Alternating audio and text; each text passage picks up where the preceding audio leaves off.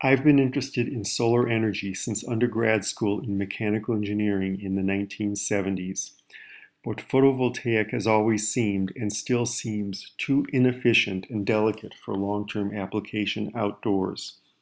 Photovoltaics have been around since the 1960s, but have you ever seen an installation more than 10 years old? Think about it. So I gravitated to direct solar heating. But too much of the expense in direct solar is associated with the controls, which are also the first thing to break.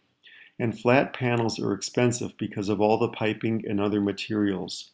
So I have a special interest in concentrating collectors and passive solar. The first few years after undergrad school, I designed mechanical systems for architects, so I'm also well aware of the realities of how a well-designed system can be totally undercut after it's turned over to an underpaid maintenance guy whose first priority is to have no complications. So systems need to be low maintenance and self-correcting. Finally, for a homeowner, wouldn't it be nice to be able to install a concentrated collector on the roof with only one pipe going up and one pipe coming down, no electrical required? I was about 5 years old the first time I saw a vacuum coffee pot in my Aunt Jean's house. I thought it was a miracle. If you've never seen one, they have top and bottom glass globes. You put water into the bottom and coffee into the top. As the bottom heats, the air in above the water expands and pushes the water into the top globe.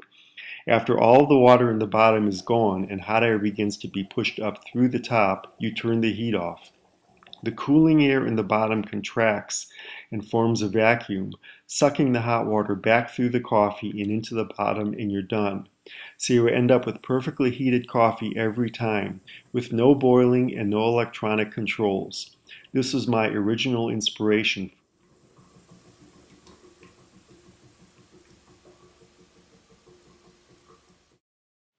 So here's the working prototype proof of concept. I want to produce batches of heated water at a predetermined temperature. On the front end, I need a constant head feeding system. This was inspired by a self-leveling dog watering bowl. It needs to be constant head because I need consistent flow. My sealed reservoir has a hole at the bottom to keep level water in the supply pan. A small tube from the supply pan feeds a constant stream into my batch measuring system.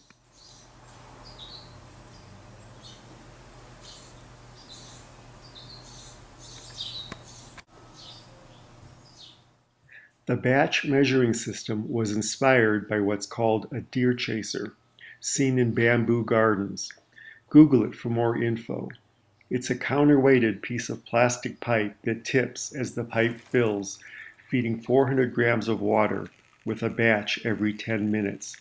It's remarkably accurate within 1 gram per batch.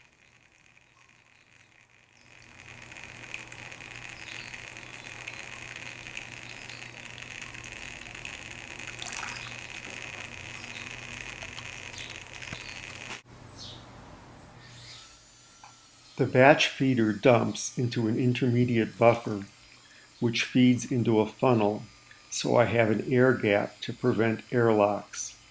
The gray tubing feeds into the sealed heating jar below the water line.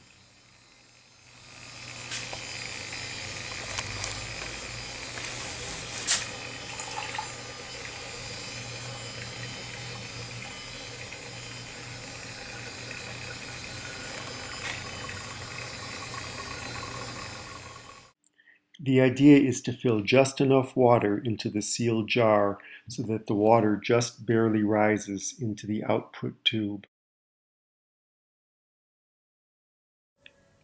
Now here's the denouement.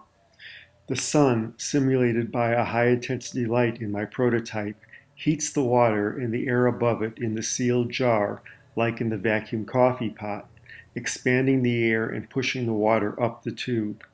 The height at which the output tube is held determines the heat of the water. I'm only showing you the end of the cycle because it takes about 8 minutes. I have this set on low temperature fast cycle to be in a display.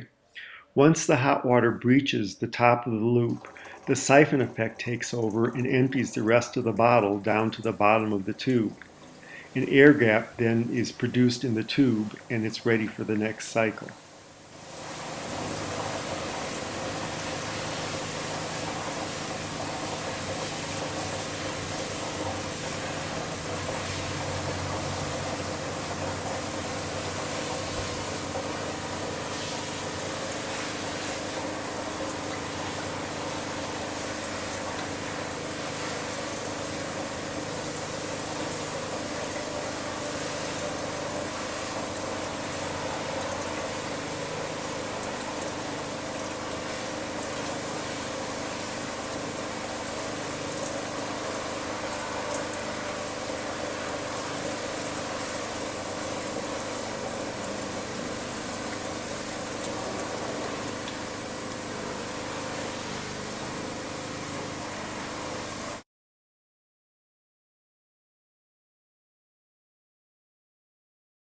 Here's how the jar tubing works. The long tube on the left has a hole drilled about halfway up that I've circled. This is what I call the relief tube.